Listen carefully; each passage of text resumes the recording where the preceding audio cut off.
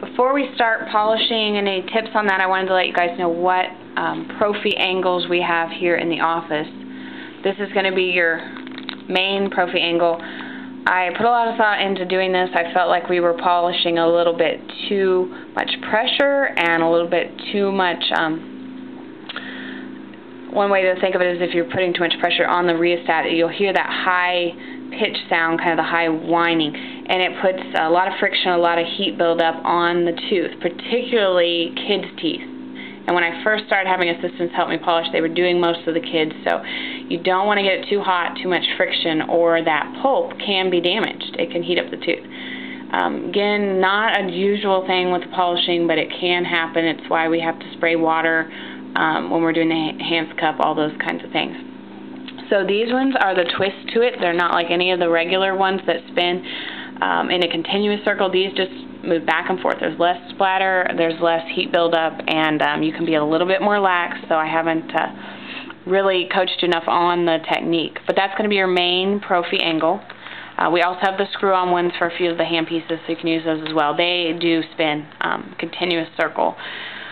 This is the Prophy brush. You might do that in the grooves of the occlusal grooves with pumice only, like before sealants. That's something a lot of you know. I use that if there's a lot of stain. You can use it on the teeth that you're finding between the teeth. A main purpose is with braces. Again, it has a little brush. Now it moves very quickly and it's very firm, so you will damage the gingiva. So the gum can be cut with this brush, so you do have to angle towards the occlusal, if that makes any sense, over a bracket. You're going to be at this angle and running it above the bracket, angle down. You need to be fulcrumed, having your fourth finger steadying you, because this one will just about fly out of your hands, as I've observed. But you never want to angle this brush towards their gum, or it can be very painful. So again, occlusal surfaces would be great around braces. Anytime you need a little extra access, you can actually do it kind of upright right around the metal brackets very gently. Clean that off. So that's when you're going to use your brush. A lot of you may not have known that we have that for braces. We have one more angle that we regularly stock, is the Pastefree. Now we haven't completely gone to Pastefree at our office. A lot of patients still love to pick out the paste, and the grittiness helps with stain and plaque.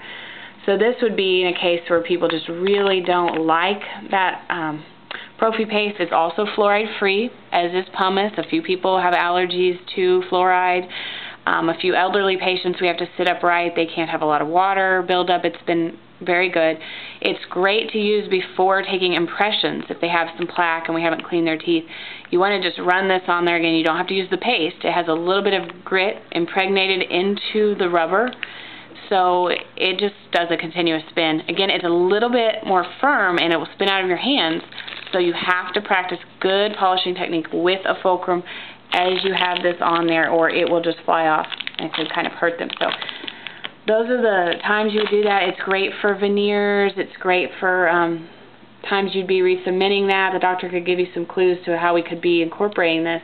Times you do not want Prophy paste messing up with etching or any other things that you're going to do, things like veneers and cosmetics, before bleaching possibly. So that's just a great tool to use, but it's not used every day.